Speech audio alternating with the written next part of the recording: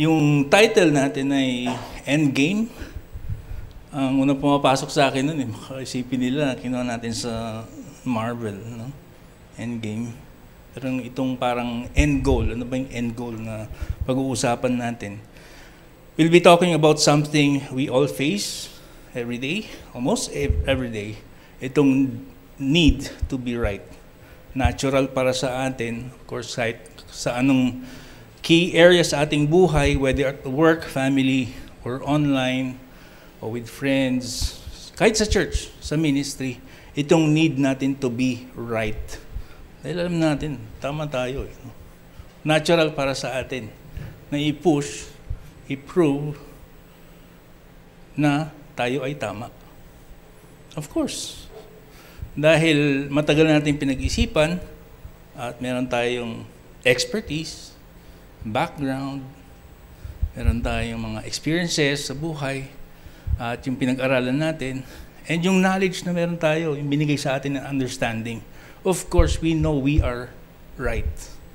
And yung need to be right, kapag may arguments, gusto natin i-prove, kahit hindi sa arguments, kahit sa anong mga areas, key areas, na kahit sa mga subjects, na tayo ay tama. Pero ito yung question dito. But why do we feel so compelled to always be right? Na-try na ba natin na nagkaroon tayo ng discussion with someone, tapos medyo na marami siyang points na ibinigay, tapos tayo din nag-agree na siya ay tama. Pero after nung discussion na yun, pag-uwi mo sana ito yung sinabi ko, alam ko tama ako Tapos parang pinapractice, ni-rehearse natin sa mind natin. Ini-imagine sana pag na-meet ko ulit, ito yung sasabihin ko. Alam ko kasi, tama ako. So ano ba yung endgame dito? Is it really winning sa arguments? Or winning and people agreeing we're always right? Isa sa mga explanation, yung itong tinatawag na Dunning-Kruger effect. Yung kanilang study na ang tawag nila unskilled and unaware of it. People who are inexperienced, who lack understanding, knowledge, sila yung pinag-uusapan dito na unskilled. Pero unaware sila na meron silang kakulangan sa kaalaman or understanding. They introduced by social psychologists David Dunning and Justin Kruger in their 1999 study.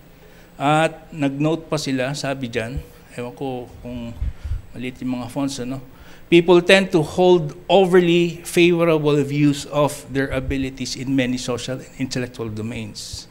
This inflated self-assessment happens because the unskilled lack the awareness to recognize their own gaps in understanding. Yung unskilled, yun yung taong nandun sa taas. Feeling niya, tama siya. Pero hindi lang feeling, naniniwala siya na tama siya. Kasi yung kakulangan na, yung limited na knowledge niya and understanding, nagbibigay siya ng license to be confident. Kasi hindi ka aware na ito yung mga kulang na insight sa'yo Alam mo lang, yun yung tama. Di ba? And so, sila pa yung mga may ingay sa mga arguments. Pinupush nila na tama sila. And by the time na meron nagka-question about their point of view, nararamdaman nila na inaatake sila. Yung kanilang image, self-image, or ego. Siyempre, alam nila na tama sila. They really believe. Pero, yung nasa baba, yung flip side niya, yung nasa baba, sila yung mga experts. And meron silang malawak na expertise and understanding at nakikita nila yung limitation nila sa kanilang understanding. Na hindi nila alam lahat.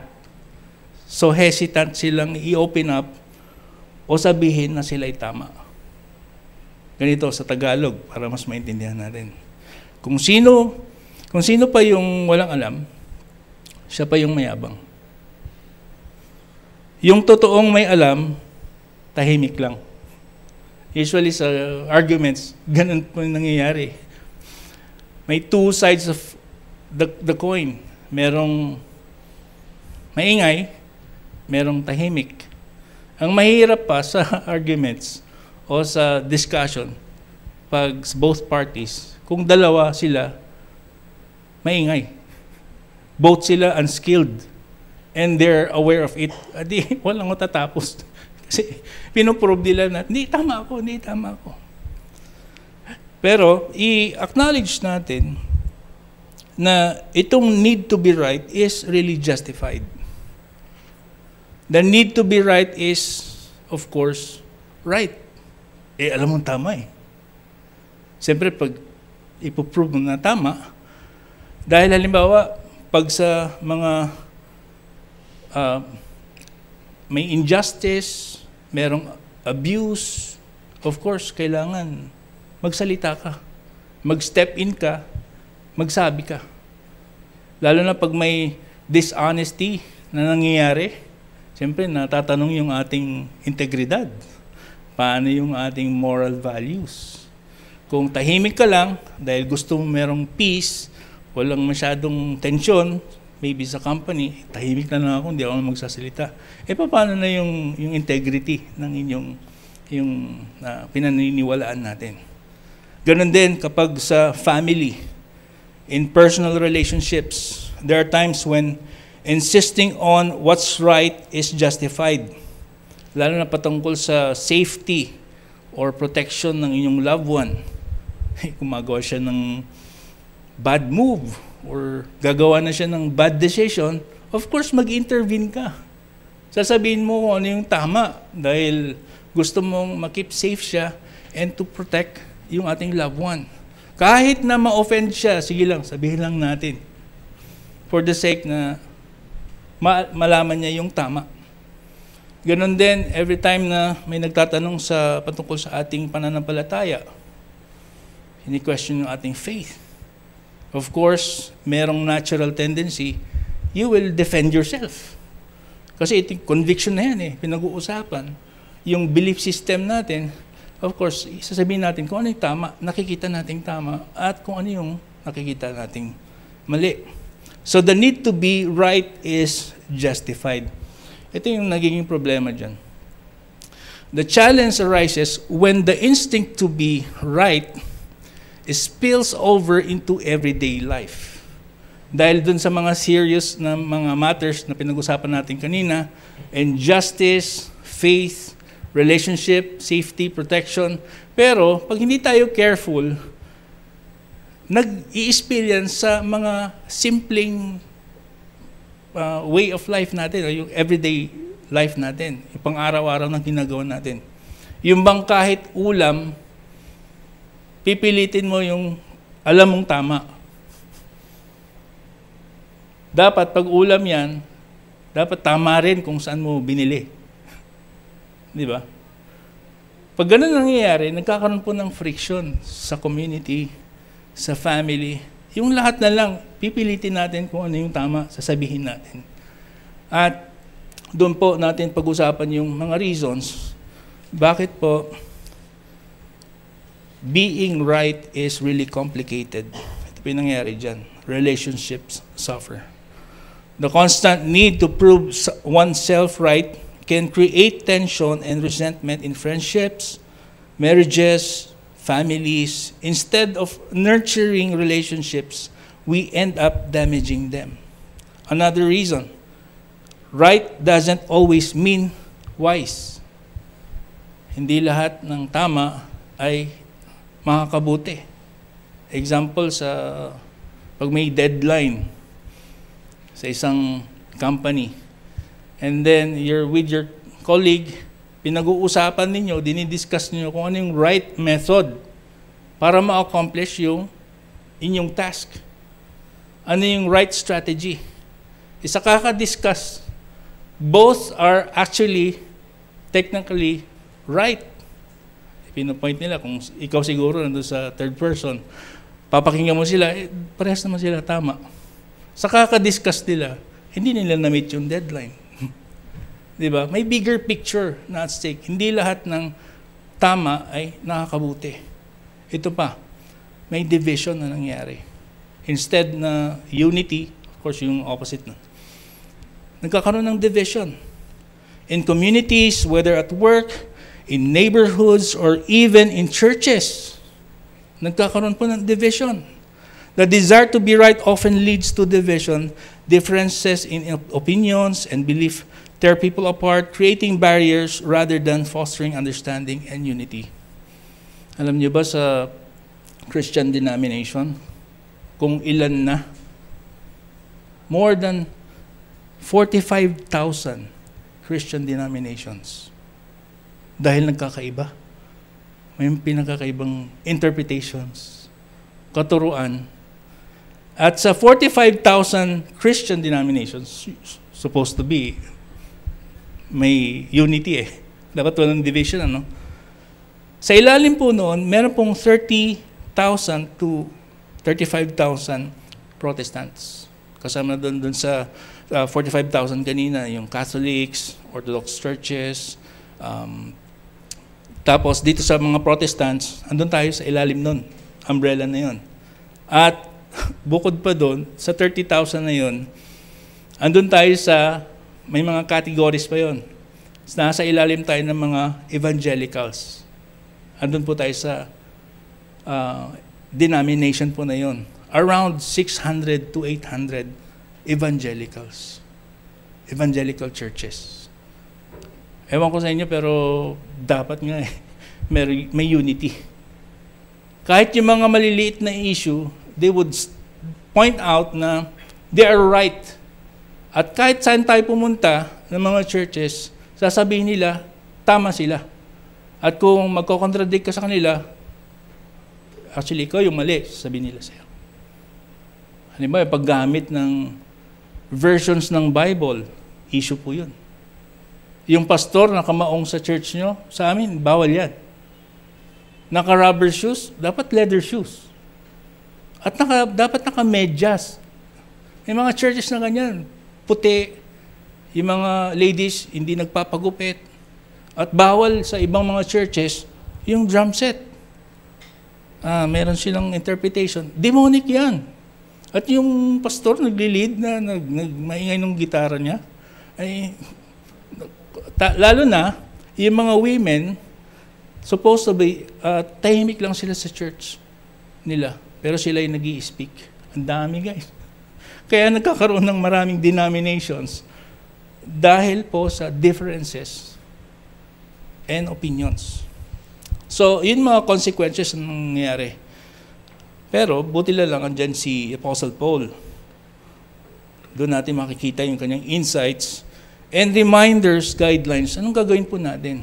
Because meron tayong talagang need to do what's right and to say what's right. Ano po yung guideline niya sa atin? Romans chapter 14, 17 to 19. Sa first part, may contrast ulit. Hindi natin mga intindihan. For the kingdom of God is not a matter of eating and drinking. Of course, sabihin natin, pag first time mo nabasa yan, siyempre, sa kingdom of God, ano yan? Nasa spiritual realm yan. So, walang eating and drinking. Ano kayong pinag-usapan yan? But of righteousness, peace, and joy in the Holy Spirit. Because anyone who serves Christ in this way is pleasing to God and receives human approval. Ayun, hindi natin sinisik yung human approval, pero natural byproduct when you are pleasing God, meron nun. Let us therefore make every effort to do what leads to peace and to mutual edification. Ngayon, kung hindi natin makita yung context, magkakaroon tayo ng maling mga interpretations dyan. Apostle Paul was speaking to two groups dito sa Roman time nila, Roman churches. Meron mga Jewish Christians at meron mga Gentiles. So, yung mga Jewish, meron din silang mga iba-ibang restrictions, dietary restrictions. Kakain yung meat, yung iba kakain ng vegetables. Yung iba may pwedeng inumin ito, yung iba hindi pwede. And yung both, pwede kahit ano. At yung topic na pinag-usapan dyan, in-specify talaga na for yung first verse dyan, for the kingdom of God is not a matter of eating and drinking. Kung titignan natin sa Bible, Romans chapter 14, basahin ko yung first few verses. Accept him whose faith is weak without passing judgment on disputable matters. Yung mga maliliit na matters. Huwag na lang natin pag-usapan paminsan-minsan. We need to overlook it. Yun yung point niya. One man's faith allows him to eat everything, but another man whose faith is weak eats only vegetables. Ngayon, hindi ko babasahin tuloy-tuloy ang haba ng chapter 14. Pero ini-specify talaga kung anong type of food. May vegetables. So may mga grupo sa Jewish people, may pinapahaligan nila yung mga festivals nila. Yung grupo dito, hindi. Yung iba dito, yung Sabbath, ito dapat yung time to have rest, dapat weekdays. Sabi ng isang grupo, hindi, dapat weekend. At sabi ng isang grupo, hindi, any day, parehas lang yan. So, yun po, nalilito po sila. And here comes Apostle Paul. Sinasabi niya, ito yung end game. Ito yung end goal. Yung naka-highlight na yellow dyan. Let us therefore, yun yung favorite natin, no? Pag naku-confuse na tayo sa mga points. Therefore, sa Tagalog, sa makatwid, make every effort to do what leads to peace and to mutual edification. Sa dami ng mga right topics na gusto nating i-stress, ang point dyan is, the goal is for us to have peace and understanding. May mutual edification. Mas importante po ang love kesa stressing, you are right. Let us therefore make every effort to do what leads to peace and to mutual edification. May pagtutulungan. We're encouraging one another. We're motivating each other. We are inspiring each other. And then, ito na naman, pag mag-backread tayo, si Apostle Paul, 14 verse 13. Therefore, ayun na naman, yung sa makatwid, let us stop passing judgment on one another. Yung mga pinag-uusapan nating mga bawal. Actually, alam niyo ba yung black cloth na ito? Naging issue yan sa church before. Hindi pwedeng black kasi demonic yan. Paano na-connect yung ano? Anyway, meron silang point siguro. At saka sa dress code, ang dami guys. Daming mga matters na hindi supposed to be tinitake seriously. Kasi may mga ibang mas serious matters na sinabi ni Apostle Paul. Peace, righteousness, yan. Yun dapat ang pagtuunan natin pansin. Salvation, yun po yung mga importante. Instead, make up your mind not to put any stumbling block or obstacle in the way of a brother or sister. Yung stumbling block, yan, in-introduce niya yung bagong term. Narinig natin siguro ngayon, noon to, no? Stumbling block. Huwag kang gagawa ng ikakatisod ng iyong kapatid. Kung nakahanap ka ng freedom at interpretation sa Bible na it's okay to drink alcohol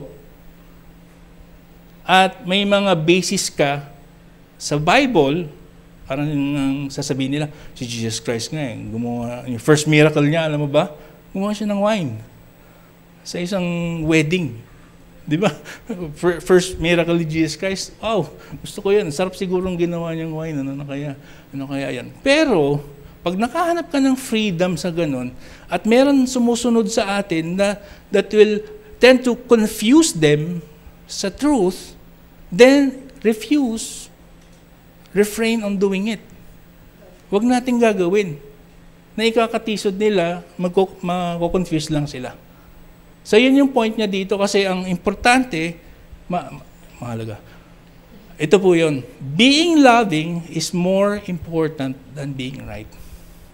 Being loving, hindi sinasabi na being right is not important.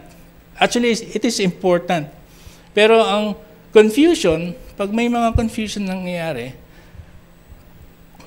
for sure, sa inyong spiritual journey, mako-confuse kayo kasi halos lahat ng sides o option ninyo, tama.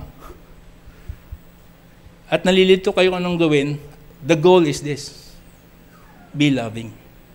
Because being loving is more important than being right. Kasi sabi ni Apostle Paul sa verse, if I have the gift of prophecy and can fathom all mysteries and all knowledge, and if I have a faith that can move mountains, but do not have love, I am nothing. Very impressive set of spiritual gifts that we should desire. Gift of prophecy, you can fathom, you may foretelling, you can see the future, and you can edify the church through His Word, yung gift of prophecy, and can fathom all mysteries, yung kaya mo i-conceive yung mga words niya, you can read between the lines, mga verses and truth, and all knowledge, that would give you yung spotlight or confidence to be right. Di ba? Marami kang nalalaman eh. Pero ang sabi ni Apostle Paul, and if you have faith that can move mountains, wow, yun yung gusto natin, but do not have love, sabi niya, you are empty. Ang sakit. You are worthless. Kaya nga, yun po yung sinasabi, being loving is more important than being right. Kaya yung first application natin, we need to prioritize wisdom and understanding over the need to win. 2 applications lang i-share ko today. We need to prioritize wisdom and understanding over the need to win. Lalo na sa parenting. Minsan, alam natin, ito yung tama, technically right. Pag uwi ng bata, kailangan mag-aral muna siya. Huwag mo na mag-games. Tapusin mo na yung assignments niya. Huwag mo na siya mag-games. At naglalagay tayo ng reward system. Pag mababa yung grades niya, may punishment, ganyan. Yun yung tama. Diba? Yun tinuturo din sa atin. Kaya dapat pag sa murang edad pa lang may disiplina, makakatulong yan in the future. Tama siya. Pero sometimes, yung wisdom, sasabihin niya, sometimes you need to be considerate. Pag uwi niya, hayaan mo muna mag-games, mag-relax. Kailangan niya ng empathy. Kailangan niya natin na maintindihan siya. Galing yan sa exam, pagod yan, ay mag-relax, sige, mag-games ka muna. Ganun, may mga times na ganun. So, we need to prioritize wisdom and understanding from time to time. Ganun din sa mga ways is to respect others' conviction. Dahil lalo na pag may family gathering, iba-iba yung mga kanilang paniniwala. Kilos, mga values. Si Lolo, ganito ang side niya sa politics. Si Lola, iba naman. Hindi pwede yung ganitong pagkain. Dapat gulay lang. Si nanay, iba din. Si tatay, si tito. Ang dami mga differences, guys. Isa lang uwian yan. Disagreements. Kaya most sa atin, pag may family gathering, hindi tayo nag-i-enjoy. Kasi ganun yung ending. May drama. Dahil sa differences, different opinions. Pero we need to respect their convictions. May sarili-sarili silang conviction. Sometimes we don't need to push what we know is right. Kung ano yung view natin.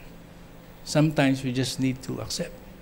Halimbawa, sa Good Friday, lalo na sa Holy Week, iba sa atin, di naman nagbabayin dito. Yung bawal kumain ng meat. Di tayo nagbabayin doon, pero para mabigyan sila ng respeto, okay lang naman kumain siguro ng fish, di ba? Hindi natin i-stress siguro na magsa-selfie pa tayo, makain ng meat, no? Tapos itatag natin sila, oh, sarap. We need to be very understanding, not to offend them. Ganun din pag lalo na, lapit na, yung undas. May mga ibang family members, iba-iba yung kanilang sides. Gusto yung pumunta sa sementeryo para mabigyan ng kahit pa paano yung celebration, yung deceased, at yung ma-remember yung kanilang loved one. Pero may mga ibang family members ayaw. Mas prefer nila na quiet lang, nasa bahay, they would celebrate, and they would also remember. So anong sinasabi ng wisdom? Sometimes, ang sinasabi ng wisdom, i-respect mo yung both sides. Maybe you can do both, actually. Hindi tayo kailangan doon lang sa isa. May give and take sa pagrespeto. Sabi ni Billy Graham, it is the Holy Spirit's job to convict. God's job to judge, and my job to love. Billy Graham, famous evangelist, yun po yung sabi niya. Di po tayong nagbabago ng puso ng tao. Trabaho yun ni Lord. Ayan natin siya. Second, application. Be mindful of how your actions affect others. Be mindful. Nakuha natin sa Romans 14:13. Make up your mind not to put any stumbling block or obstacle in the way of a brother or sister. Make up your mind. You need to decide right now. Halimbawa sa socials, kapag may mga controversial topics about law, lalo na ngayon, butuhan, yan. Careful tayo sa words natin. Baka instead na ma-encourage sila, mag-i-spark pa ng debate, may engage sila. Minsan na-offend sila sa mga post natin. Pero may freedom tayo to do what we like. Ito lang reminder lang sa atin, we need to pause and think. Pause muna, bago yung post. Pag-isipan muna natin yung post natin. Be careful sa mga words na gagamitin natin. When you're mentoring someone who is starting out sa Christian walk niya, dahan-dahan, minsan struggle din nila po ang pagmumura. Diba? Bago lang yan eh. Nung na-meet namin si Jay before, paalam sorry. Matalas yung kanyang sabihin niya talaga. Careful kami ni Jane. Uy, bad word. Hindi namin ginaganon. Dahan-dahan lang. Or kami din, nagmumura. Hindi. Mumurahin din namin. Dahan-dahan yung pag-correct. Or pag may mga times na nahihirapan, nag-struggle sila sa mga vices, huwag natin gawin din. Huwag tayong gagawa ng ikakatisod nila. Sabihin natin kindly na, sorry, hindi ko ginagawa yan. Pero pag-pray din natin sila. Yun po. Ganoon din pag may mga tradition, when attending a wedding or religious event, tapos pumunta kayo sa ibang bansa, nagtatanggal sila ng sapatos, kasal yun eh. Nagtatanggal ng sapatos. Yun. Respeto pa rin. I-respect pa rin natin sila kasi we're trying also to win them. Sabi nga ni Apostle Paul, 1 Corinthians 9:22, to the weak, I became weak to win the weak. I have become all things to all people so that by all possible means, I might save some. Nakita niya yung willingness niya mag-adjust. I-adjust niya yung approach niya and to meet yung mga tao where they are, respecting their backgrounds and convictions in order to reach them with the message of Christ. Sabi ni Benjamin Franklin, hindi ko po sure kung Christian siya, pero kung meron siyang experiences, hindi rin na-mention yung core beliefs niya. Pero kung ito yung angle ng mga unchurch, maganda rin makita natin. Sabi niya, a good example is the best sermon. And I would agree. A good example is the best sermon. Minsan kahit hindi ka magsalita, nakikita lang sa example natin, yun na pala yung paraan para ma-win sila. So, pasalamat tayo, may mga taong who are really patient sa atin. Kung wala sila, siguro wala tayo sa ating faith. Pero dahil sa kanila, sinet aside nila kung anong alam nilang tama, naging patient sila sa atin, very understanding sa atin, tuloy-tuloy pa rin ang kanilang pag-aaruga sa atin.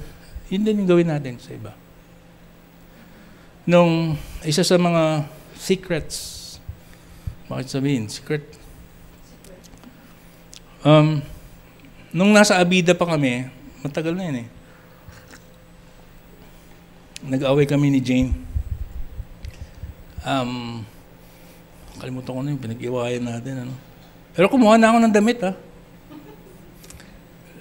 Tapos, andun na ako sa TP-Lex, guys. Uuwi na ako, dugupan. Hindi ko na sila babalikan. Ganun. Kasi, I'm really convinced, tama ako.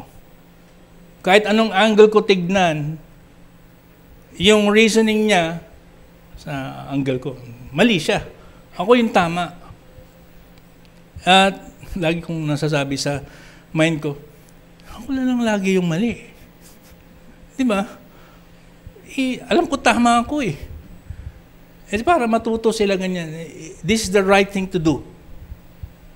Hindi ko alam kung anong plano ko. Basta SM bag yun. Naalala ko yung blue SM, ang tawag doon? Bag. Pinaglagyan ko ng damit. Kahit na ano. Pero nang nagda-drive ako, andun ako sa gitna ng TP-Lex, sabi ko, well, in-impress sa akin ni Lord itong truth na to. Being loving is more important. Siyempre, hindi agad ang makaka-U-turn. Hanapan ako ng exit. Pero I've learned a lesson. And after that, after that, mas naging stronger yung relationship namin. At ang conclusion ko is, hindi talaga mag-work yung relationship ninyo kapag lagi kayong dalawa, pinupush nyo kung ano yung tama. Magbigayan po tayo, may reciprocity.